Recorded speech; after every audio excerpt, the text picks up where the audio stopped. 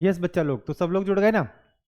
तो देखो हमारा जो बेटा डिजिटल प्लेटफॉर्म है एडू स्मार्ट इंस्टीट्यूट का एडू कनेक्ट, वहाँ पे आपका दोबारा बहुत बहुत स्वागत है। हम लोग यहाँ पे एजुकेशन के लिए कनेक्ट होते हैं, इसलिए हम लोगों ने इसका नाम क्या रखा है बेटा, एडू कनेक्ट। ठीक है, और हमने अल्फा 1 बैच जो लॉन्च किया था वो किसके लिए किया था, आप लोगों के 10th वाले बच्चों के लिए हमने अल्फा 1 बैच लॉन्च किया था। और अभी हमारा चैप्टर नंबर 3 चल रहा है बेटा, कौन सा, pair of linear equation in 2 variable. और ये जो चैप्टर है ना बेटा, ये अप्रोक्सीमेटली आपको कितने नंबर देगा बोर्ड एग्जाम में, 6 मार्क्स आपको देने वाला है। और हमने यहाँ पे क्या क्या पढ़ लिया था, एक बार वो सब चीज़ें भी रिवाइज करते हैं कि हमने हमारी जनरल फॉर्म पढ़ ली थी। याद करो हमने जनरल फॉर्म पढ़ ली थी कि नहीं पढ़ ली थी, है ना, जनरल फॉर्म पढ़ ली थी, उसकी कंडीशंस भी पढ़ ली थी। जनरल फॉर्म पढ़ ली थी, उसकी कंडीशन भी पढ़ ली थी, 3 कंडीशन पढ़ी थी। कौन कौन सी पढ़ी थी बताओ बच्चा लोग, है ना, इंटरसेक्टिंग लाइन, पैरेलल लाइंस और कोइंसिडेंट लाइंस। 3 कंडीशन पढ़ने के बाद फिर हमने इनके सॉल्यूशंस करने स्टार्ट किए थे, जिसमें मैंने आपको बताया था कि इसके बेटा 2 मेथड होते हैं, ग्राफिकल और एल्जेब्रिक। है ना, कौन कौन से मेथड होते हैं, ग्राफिकल मेथड और एल्जेब्रिक मेथड। जिसमें हमने ग्राफिकल मेथड पढ़ लिया था और एल्जेब्रिक मेथड में हमने पहला मेथड पढ़ लिया था, कौन सा, सब्स्टिट्यूशन मेथड पढ़ लिया था। और उसके हमने कुछ सवाल किए थे, बहुत सारे नहीं किए थे बट कुछ कर लिए थे। तो अब हम लोग बेटा एल्जेब्रिक मेथड ही चालू कर रहे हैं, बट उसका कौन सा मेथड है, दूसरा मेथड है, कौन सा, एलिमिनेशन मेथड जो है ना, आज हम लोग स्टडी करने वाले हैं। जब ये हमारे मेथड्स खत्म हो जाएंगे तो हम लोग इसके बहुत सारे नंबर ऑफ प्रॉब्लम्स क्या करने वाले हैं, सॉल्व करने वाले हैं।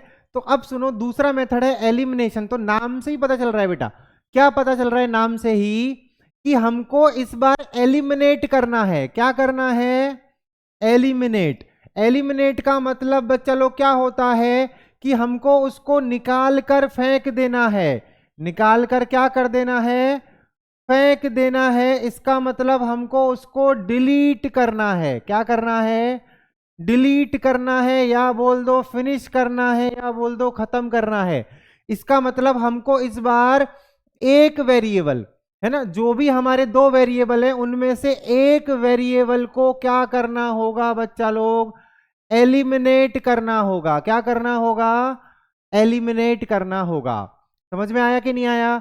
तो एलिमिनेट करेंगे कैसे, एलिमिनेट करने का पहला ही उसूल याद रखना बच्चा लोग, कि जिस भी वेरिएबल को आपको एलिमिनेट करना है, आपने मान लो सोच लिया कि सर मेरे को x को एलिमिनेट करना है, x को क्या करना है, एलिमिनेट करना है।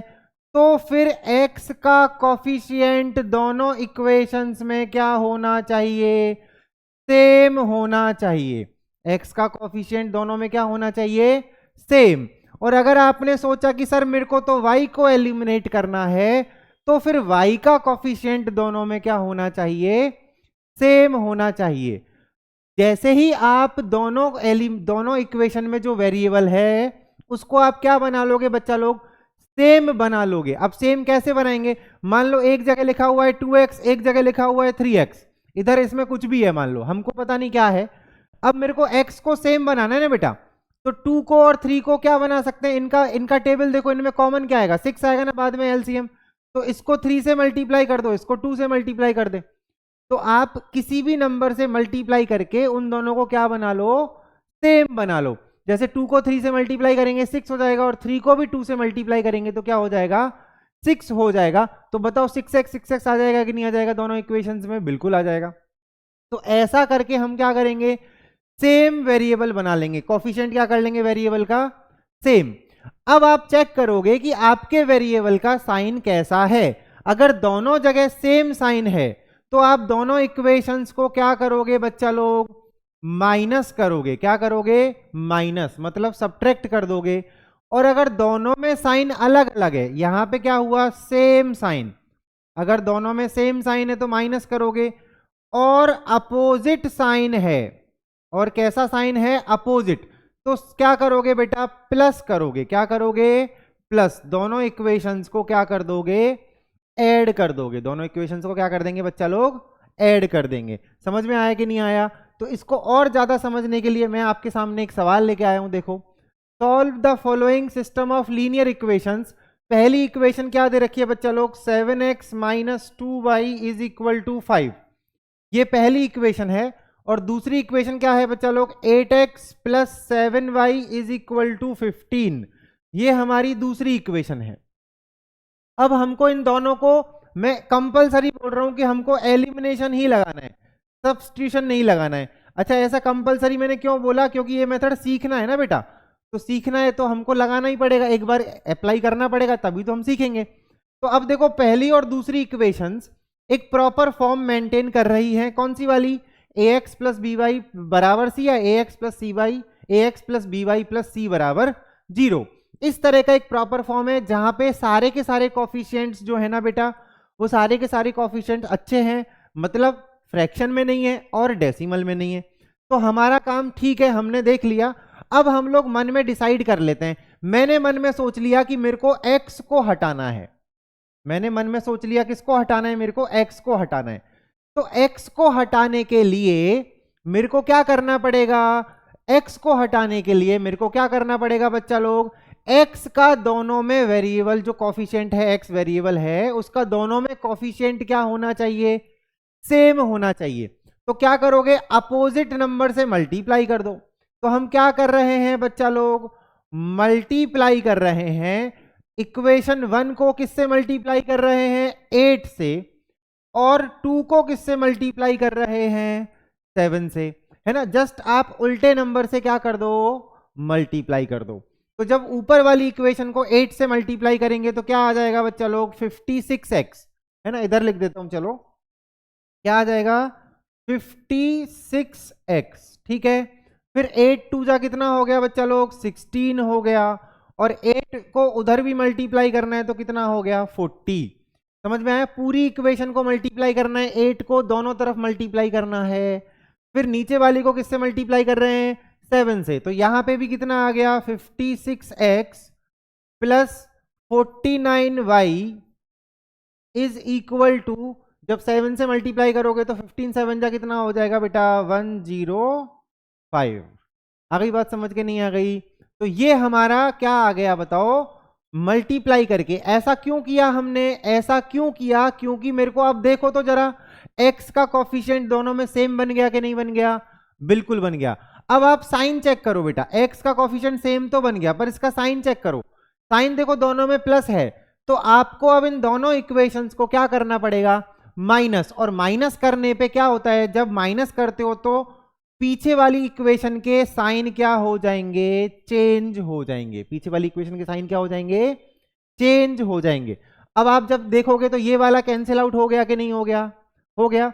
-16 और माइनस का 49, एक है -16 एक है -49, दोनों को ऐड करोगे तो कितना आएगा, 9 और 6 15 की 5 हाथ से लगी, एक 4 और एक 5 और एक 6, माइनस का 65 बचेगा कि नहीं बचेगा, बिल्कुल बचेगा। और यहां पे कितना बचेगा बेटा, 105 तो माइनस का है और 40 क्या है, प्लस का है। तो ये सब्ट्रैक्ट करना पड़ेगा। 5 में से 0 गया तो 5, 10 में से 6 गए, 4 गए तो 6, बचे कि नहीं बचे। तो यहाँ पे कितना बचा, माइनस का 65, यही बचा कि नहीं बचा हमारे पास।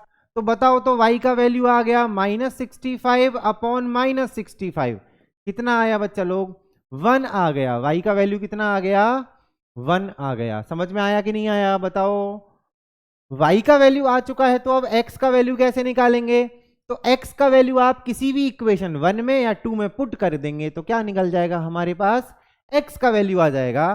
तो पुट y इन इक्वेशन 1, जरूरी नहीं है 1 में ही पुट करेंगे, 2 में भी पुट कर सकते हैं।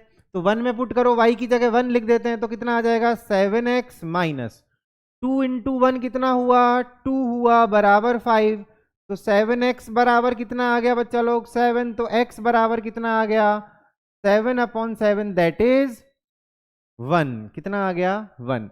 तो x का वैल्यू भी 1 आया और y का वैल्यू भी 1 आया। इसका मतलब हमारा जो ये लीनियर पेयर दे रखा था उसका सॉल्यूशन क्या हुआ बच्चा लोग, x बराबर 1 y बराबर 1, ये हमारा क्या हो गया, सॉल्यूशन हो गया। समझ में आया।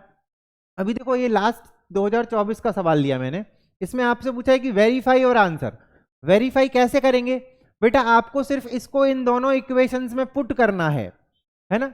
दोनों में पुट करने पर अगर LHS बराबर RHS आ रहा है तो हमारा आंसर सही है, और अगर LHS बराबर RHS नहीं आ रहा तो बेटा आपका आंसर गलत है, आपको फिर से रीचेक करना पड़ेगा। इज इट क्लियर और नॉट? बताओ सब लोग, कमेंट करके बताओ जल्दी से कि सबको समझ आ गया कि नहीं आ गया। आ गया भाई सबको समझ? वेरीफाई कैसे करेंगे, सबको समझ आया कि नहीं आया? ओके चलो अब नेक्स्ट सवाल पे चलते हैं। तो एलिमिनेशन मेथड आपको एक बार के लिए क्लियर हुआ कि नहीं हुआ? हुआ होगा ना कि हमको जिसको भी एलिमिनेट करना है उसके कोफिशिएंट को क्या करना पड़ेगा, सेम बनाना पड़ेगा। भाई एलिमिनेट कैसे हो सकता है? भाई ये एक आदमी है ना, और एक दूसरा आदमी है, अब दोनों की पावर सेम है तो ये दोनों एक दूसरे को एलिमिनेट कर सकते हैं। बट अगर आप यहां देखो इतना बड़ा आदमी ले लो है, तो ये और ये दोनों को भिड़ाओगे तो भाई यही खत्म हो जाएगा। आ रही है बात समझ के नहीं आ रही? तो दोनों का पावर क्या होना चाहिए, सेम। पावर से मेरा मतलब है दोनों का कोफिशिएंट क्या होना चाहिए, सेम होना चाहिए। क्लियर हो गया कि नहीं हो गया? तब ही हम लोग एलिमिनेट कर पाएंगे, अदरवाइज एलिमिनेट नहीं होगा। अब तुम्हारे सामने बेटा क्या आई है, एक वर्ड प्रॉब्लम आई है। वर्ड प्रॉब्लम हम लोग ज्यादा क्यों ले रहे हैं? वर्ड प्रॉब्लम ज्यादा इसलिए ले रहे हैं क्योंकि वर्ड प्रॉब्लम में इक्वेशन हमको खुद से बनानी पड़ेगी। वर्ड प्रॉब्लम में इक्वेशन क्या करनी पड़ेगी, खुद से बनानी पड़ेगी। तो अब एक बार सवाल को पढ़ना स्टार्ट करते हैं। देखो ये भी सीबीएसई कब का, 2021 का सवाल लिया है मैंने। The sum of the numerator and denominator. Numerator और डिनोमिनेटर कहां पे आता है बच्चा लोग? न्यूमरेटर और डिनोमिनेटर ऐसा ही होता है ना, ये न्यूमरेटर है ये डिनोमिनेटर है, इसका मतलब इसको क्या बोलते हैं हम लोग, फ्रैक्शन बोलते हैं। क्या बोलते हैं? फ्रैक्शन। समझ में आया कि नहीं आया? ओके तो the sum of the numerator and denominator of a fraction is 18। उन दोनों का सम जो है वो बेटा कितना है, 18 दे रखा है। If the denominator is increased by 2, अगर डिनोमिनेटर को 2 से इंक्रीज कर देते हो ना, what is the meaning of increase? Increase करने का मतलब हुआ आप उसमें +2 कर दो, देन फ्रैक्शन जो है ना वो कितना हो जाएगा, 1/3 हो जाएगा। कितना हो जाएगा? 1/3। फाइंड द फ्रैक्शन, आपसे क्या बोला गया है, फ्रैक्शन को फाइंड करो। तो जहां से हमको पूछा गया है वही हम लोग स्टार्ट करेंगे। हमसे पूछा क्या गया बेटा कि फ्रैक्शन फाइंड करो, तो मैंने मान लिया है ना, मानना तो हमारे 2 हाथ का काम है ना, बस ऐसे ही हाथ का काम है कि मान लिया कि लेट फ्रैक्शन, तो फ्रैक्शन बराबर क्या हो गया, x/y। क्योंकि फ्रैक्शन में एक क्या होगा, न्यूमरेटर, एक क्या होगा, डिनोमिनेटर। तो x को मैंने न्यूमरेटर ले लिया और y को मैंने क्या ले लिया, डिनोमिनेटर। तो अब एक फ्रैक्शन को अज्यूम करने के बाद हम हमारी कंडीशंस अप्लाई करेंगे। तो उसके लिए हम लोग क्या लिखते हैं बच्चा लोग, according to question. According to question की सवाल के हिसाब से हम लोग अब जा रहे हैं, है ना। अगर आपको कुछ वर्ड प्रॉब्लम्स देखनी है तो लेक्चर 2 को एक बार देख लेना, तो उसमें मैंने 3-4 वर्ड प्रॉब्लम सॉल्व करी थी, तो आपको थोड़ा थोड़ा समझ, पहले से भी वो जो वर्ड प्रॉब्लम्स थी वो भी थोड़ी समझ में आ जाएंगी। तो वर्ड प्रॉब्लम बेटा मैं आपको हर टाइप की करा दूंगा, बट थोड़ा थोड़ा पेशेंस रखो, थोड़ा थोड़ा सीखते जाओ, फिर हम लोग करते जाएंगे। तो अकॉर्डिंग टू क्वेश्चन में क्या आएगा, सबसे पहली लाइन पढ़ो, sum of the numerator and denominator. तो न्यूमरेटर कौन है, x, डिनोमिनेटर कौन है, y, इन दोनों का सम कितना हुआ, 18। पहली इक्वेशन बन गई कि नहीं बन गई बताओ? अरे बताओ तो, पहली इक्वेशन बन गई ना? बिल्कुल बन गई सर। अब क्या बोला गया है कि if the denominator is increased by 2, इसका मतलब डिनोमिनेटर में क्या कर दिया जाएगा, 2 ऐड कर दो, तो फ्रैक्शन क्या हो जाएगा, 1/3। तो फ्रैक्शन हो गया 1/3। समझ में आया कि नहीं आया? अब इसको थोड़ा सिंप्लीफाई करना पड़ेगा, यहां पे एंड लगा दो, है ना। तो थोड़ा सिंप्लीफाई कैसे करेंगे बेटा, क्रॉस मल्टीप्लाई कर देंगे। तो बताओ तो क्या आएगा, 3x is equal to y plus 2, है ना। तो प्रॉपर हमारी इक्वेशन क्या हो गई, 3x minus Y is equal to 2। समझ में आया कि नहीं आया? तो अब बताओ हमारे पास 2 इक्वेशन आ चुकी है कि नहीं आ चुकी, बिल्कुल आ चुकी हैं। तो दोनों को सॉल्व कर देते हैं। अब हम लोग कोई भी मेथड यूज कर सकते हैं, एलिमिनेशन भी कर सकते हैं, सब्स्टिट्यूशन भी कर सकते हैं। तो अभी फिलहाल हम लोग आज एलिमिनेशन यूज करेंगे आज की पूरी क्लास में। तो मैंने क्या लिखा बेटा, सॉल्विंग 1 and 2 बाय एलिमिनेशन। हम लोग कौन सा मेथड यूज कर रहे हैं, एलिमिनेशन यूज कर रहे हैं, ठीक है। तो एलिमिनेशन से हम लोग सॉल्व करते हैं। तो दोनों इक्वेशनों को बेटा एक साथ लिख लो, एक के नीचे एक लगा के लिख लो। पहली इक्वेशन है x प्लस वाई बराबर 18 और दूसरी इक्वेशन है 3x माइनस वाई बराबर 2। अब देखो तो यहाँ पे y जो वेरिएबल है ना बेटा, उसका ऊपर कोफिशिएंट कितना है 1, नीचे भी कितना है 1, दोनों में 1 1 आ रहा है कि नहीं आ रहा, मतलब इक्वल है कि नहीं है, एक में प्लस है एक में माइनस है, इसका मतलब दोनों अपोजिट हैं, तो दोनों को ऐड कर दोगे कट जाएगा कि नहीं कट जाएगा, बिल्कुल कट गया। तो यहां से क्या आया 4x बराबर कितना हो गया बच्चा लोग 20, 3x प्लस एक्स कितना हुआ 4x, 18 प्लस 2 कितना हुआ 20, तो x का वैल्यू क्या आ गया 20 डिवाइडेड बाय 4 मतलब 5, x आ गया कि नहीं आ गया, इसका मतलब न्यूमरेटर आ चुका है। अब हम लोग क्या निकालेंगे y निकालेंगे, तो y कैसे निकालेंगे, put x in equation number 1, तो x की वैल्यू को 1 में पुट करेंगे तो y बराबर कितना आ जाएगा, तो देखो तो x की जगह लिख दिया 5 प्लस वाई इक्वल्स टू 18 नहीं 13 है ना, ओ 80 13 नहीं 18 है हाँ, तो बेटा क्या आ गया y बराबर 18 माइनस 5 कितना आ गया 13, तो इसका मतलब हमारा फ्रैक्शन क्या होगा 5/13, क्या हो जाएगा हमारा आंसर 5/13। देखो चेक कर लो दोनों का सम कितना आ रहा है 18 आ रहा है, बिल्कुल सही बात है। अगर नीचे हम लोग 2 जोड़ देंगे, नीचे देखो इंक्रीज्ड बाय 2, तो ये क्या हो जाएगा 5/15, 5/15 को सॉल्व करोगे तो कितना आ गया 1/3, इसका मतलब हमारा आंसर एकदम परफेक्ट है कि नहीं, तो दो फाइनल आंसर आप नीचे क्या लिखोगे, so the fraction will be 5/13। समझ आ गया कि नहीं आ गया बताओ, चलो जल्दी से नोट कर लो, सबको समझ आ गया हो तो जल्दी से नोट करो।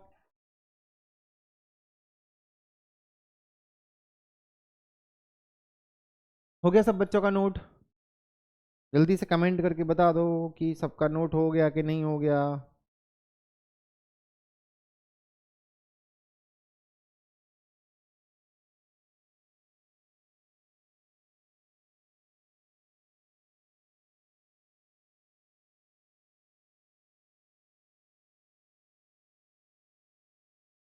चलो बच्चा लोग हो गया नोट। नेक्स्ट स्लाइड पे चलते हैं, नेक्स्ट क्वेश्चन आ रहा है, देखो ये भी मैंने आपको नंबर्स वाला लिया है, फ्रैक्शन वाला लिया है, तो फिर से आप देखो fraction becomes 1/3 when 1 is subtracted from the numerator and it becomes 1/4 when 8 is added to its denominator, find the fraction। तो फिर से देखो find the fraction का मतलब है let, हमने क्या मान लिया बेटा फ्रैक्शन को अज्यूम कर लिया, लेट फ्रैक्शन क्या है बताओ x अपॉन वाई, हमने फ्रैक्शन को क्या मान लिया x अपॉन वाई मान लिया। अब क्या लिखेंगे अकॉर्डिंग टू क्वेश्चन, जैसे ही हम लोग अकॉर्डिंग टू क्वेश्चन लिख देते हैं इसका मतलब है अब हमको सवाल में जो कंडीशंस दे रखी है उनको अप्लाई करना है।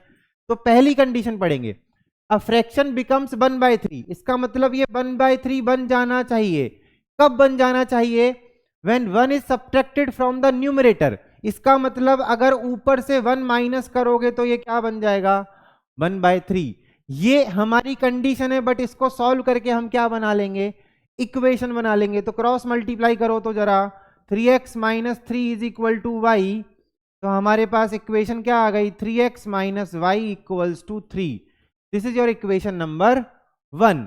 अब दूसरी कंडीशन अप्लाई करते हैं बच्चा लोग, तो दूसरी कंडीशन क्या है, दूसरी लाइन पढ़ो, इट बिकम्स 1/4, ये 1/4 बन जाएगा, कब बनेगा when 8 is added to its denominator, इसका मतलब नीचे 8 ऐड कर दोगे तो ये क्या बन जाएगा 1/4 बन जाएगा। नाउ अगेन इसको सॉल्व करो, 4x is equal to Y plus 8, तो हमारी इक्वेशन क्या आ गई 4x minus Y is equal to 8, ये क्या आ गया बच्चा लोग इक्वेशन नंबर 2।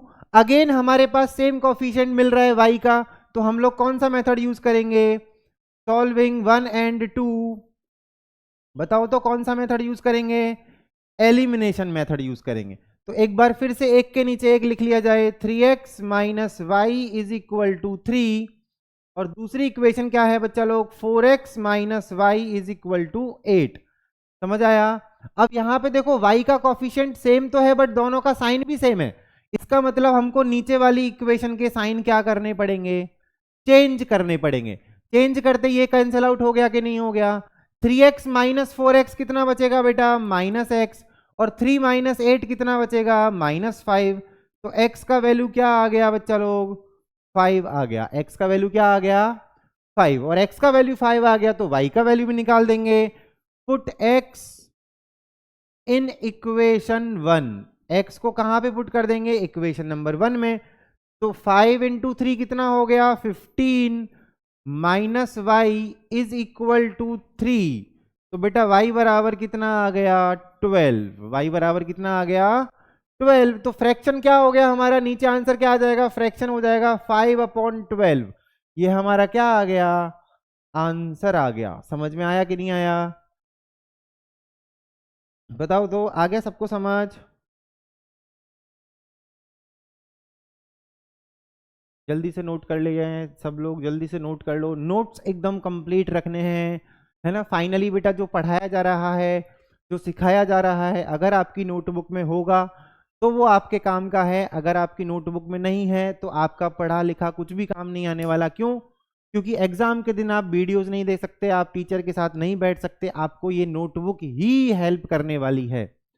तो आप पूरे साल अपने नोट्स अच्छे से मेंटेन करोगे। नेक्स्ट क्वेश्चन पे चलते हैं बेटा। नेक्स्ट क्वेश्चन देखो एंगल पे बेस्ड है, और ये भी 2019 में आया हुआ है। और ये एनसीईआरटी का भी है ना, ये एनसीईआरटी का भी है। तो एनसीईआरटी को बिल्कुल भी हल्के में नहीं लेना है ना। एनसीईआरटी आपका बहुत सारा पार्ट या बहुत सारे questions as it is copy paste हो जाते हैं। The larger of two supplementary angles exceeds the smaller by 18 degree. क्या बोला गया है यहां पे, एक ही लाइन में सवाल खत्म हो गया। The larger of two supplementary angles. तो सबसे पहली चीज तो हमारे पास एक चीज आ रही है कि सप्लीमेंट्री एंगल्स क्या होते हैं, व्हाट आर द सप्लीमेंट्री। तो देखो बेटा दो टाइप के एंगल होते हैं, जो सप्लीमेंट्री कॉम्प्लीमेंट्री। ऐसे एंगल के टाइप्स बहुत सारे हैं, बट सप्लीमेंट्री और कॉम्प्लीमेंट्री में हम लोग एक डेफिनेशन प्रोवाइड करते हैं कि कॉम्प्लीमेंट्री क्या होता है, जब दो एंगल्स का सम 90 डिग्री हो, और जब दो एंगल्स का सम 180 डिग्री हो तो वो क्या हो जाएंगे, सप्लीमेंट्री, है ना। जब दो एंगल्स का सम क्या हो जाए 180 तो वो क्या हो जाएंगे, सप्लीमेंट्री। इसका मतलब हमको दो एंगल्स दे रखे हैं वो सप्लीमेंट्री है, तो दोनों का सम कितना होगा 180 डिग्री। तो आपसे पूछा गया फाइंड द एंगल्स, इसका मतलब एंगल्स मान लो।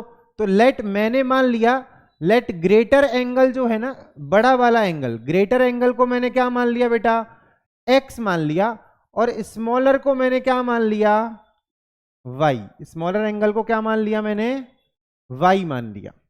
अब आपको पता है अकॉर्डिंग टू क्वेश्चन में पहली कंडीशन किसकी बनेगी, सप्लीमेंट्री की ही बनेगी कि नहीं बनेगी, कि दोनों एंगल्स का सम कितना होना चाहिए 180। पहली इक्वेशन फॉर्म हो गई कि नहीं हो गई बताओ। और दूसरी क्या है कि लार्जर जो एंगल है that exceeds the smaller by 18। इसका मतलब दोनों का डिफरेंस कितना है, x minus Y is equal to कितना है 18 डिग्री। समझ में आया कि नहीं आया। जो बड़ा वाला एंगल है वो छोटे वाले से कितना ज्यादा है, 18 डिग्री ज्यादा है। तो इसका मतलब दोनों का डिफरेंस हुआ कि नहीं हुआ। और बड़ा वाला माइनस छोटे वाला ही करोगे, है ना। छोटे में से बड़ा माइनस नहीं करोगे, बड़े में से छोटा माइनस करोगे। तो बेटा इन दोनों को तो डायरेक्टली सॉल्व कर सकते हैं कि नहीं कर सकते, ये कट जाएगा इससे। तो 2x बराबर कितना आ गया 198। तो x बराबर कितना आ जाएगा 198 डिवाइडेड बाय 2। तो कितना आ गया, 2 से कटेगा कितनी बार 9, 2 9 18 और 99 डिग्री। कितना आ गया 99 डिग्री आ गया कि नहीं आ गया, आई बात समझ। अब x आ गया तो y निकाल सकते हो। तो y कितना आ जाएगा, y कैसे निकालेंगे, पुट x इन इक्वेशन 1।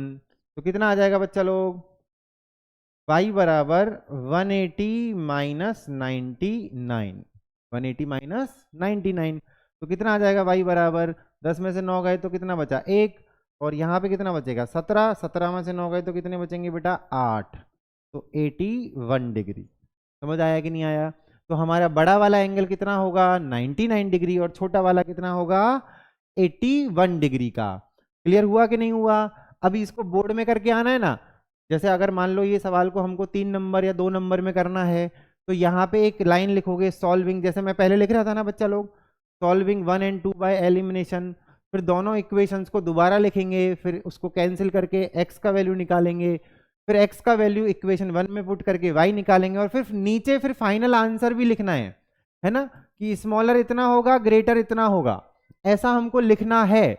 अगर नहीं लिखोगे तो वो पूरा काउंट नहीं होता। मतलब होता है ना कि उसकी अगर एग्जामिनर के मन में आया, है ना, चेकिंग जो सर कर रहे हैं उनके मन में आया तो वो आधा नंबर काट दिए तो काट दिए बेटा, इसलिए हमको हमारा कंप्लीट सॉल्यूशन देना है, एकदम परफेक्ट सॉल्यूशन देना है। नेक्स्ट क्वेश्चन पे चलें बेटा। ये देखो, ये एक मैंने केस स्टडी लिया है। केस स्टडी का मतलब ये ऐसा सवाल है जो है तो इसी टॉपिक का बट रियल लाइफ से रिलेटेड है, तो ये केस स्टडी भी आपके एग्जाम में पूछी जाती है। तो ये केस स्टडी में आपको पूरा एक केस दे रखा है, केस का मतलब एक सिचुएशन दे रखी है और फिर आपको उससे कुछ सवाल पूछे जाएंगे। तो एक इस केस को हम लोग पढ़ना चालू करते हैं। A book store shopkeeper gives books on rent, मतलब एक बुक वाला जो है, मान लो ऐसे लाइब्रेरी भी बोल सकते हो या ऐसे बोल सकते हो कि एक किताब की दुकान है और वो किताबें खरीदनी नहीं है तो रेंट पे भी ले लो, तो वो रेंट पे देता है। He has a variety of books in his store related to, ये सब चीजें ठीक है। अब क्या बोल रहा है वो कि he takes fix charge for the first 2 days, मतलब उसके जो चार्जिंग का जो तरीका है ना वो है फिक्स्ड, एक फिक्स चार्ज है। और फिक्स चार्ज कितने दिन का है उसका? 2 days का है। कितने दिन का है? 2 days का, ठीक। And an additional charge for subsequent days, और एडिशनल चार्ज जो है ना वो अगले दिनों का है, मतलब उसके पास फिर एडिशनल चार्ज है। तो 2 तरह के वो चार्ज ले रहा है। एडिशनल चार्ज कैसे लेगा? रिमेनिंग पर डे के हिसाब से। एडिशनल चार्ज तो कैसे लेगा? पर डे के हिसाब से ही लेगा कि नहीं लेगा, है ना। तो अब क्या हुआ, अमृता नाम की एक लड़की गई और उसने 22 रुपए पे किए। अमृता ने कितने पे किए बेटा? अमृता ने पे किए उसको 22 रुपीज फॉर अ बुक, और उसने कितने दिन के लिए रखी? 6 days के लिए रखी। कितने दिन के लिए रखा? 6 days के उसने 22 रुपीज पे किए। और राधिका ने 16 रुपीज दिए। तो राधिका नाम की लड़की भी एक उससे बुक लेके गई और उसने उसको दिए 16 रुपीज, तो कम दिन के लिए रखा होगा, तो 4 days। तो ये 16 कितने दिन के लिए था? 4 days के लिए था। तो अब आपको बोला गया है कि फिक्स चार्ज को x लेना है, तो फिक्स चार्ज को x ले लिया गया, ठीक है। And additional charge per day is y, और वो y लेना है। ऐसा उन्होंने बेबी बोल दिया कि आप अपने हिसाब से नहीं मानोगे, हमारे हिसाब से मानोगे। तो फिक्स चार्ज जो है ना वो x हो गया और एडिशनल चार्ज पर डे का कितना हो गया? y रुपीज हो गया। Based on the above information answer any 4 of the questions. तो मैंने 4 क्वेश्चंस नहीं लिए, बाकी के तो निकल जाएंगे। तो पहला क्वेश्चन क्या पूछा है इसने? The situation of the amount paid by the Radhika. Radhika जो है ना वो किस तरह से पैसा दी होगी, क्या उसकी जो इक्वेशन फॉर्म हो रही होगी वो कैसे हो रही होगी। तो राधिका ने 4 दिन रखे बेटा, 4 दिन में से इसके 2 दिन तो फिक्स में आ गए, तो जो 2 days है उसका चार्ज तो x हुआ, और बाकी के 2 days जो है ना वो बाई के हिसाब से कितने हो जाएंगे? 2 बाई।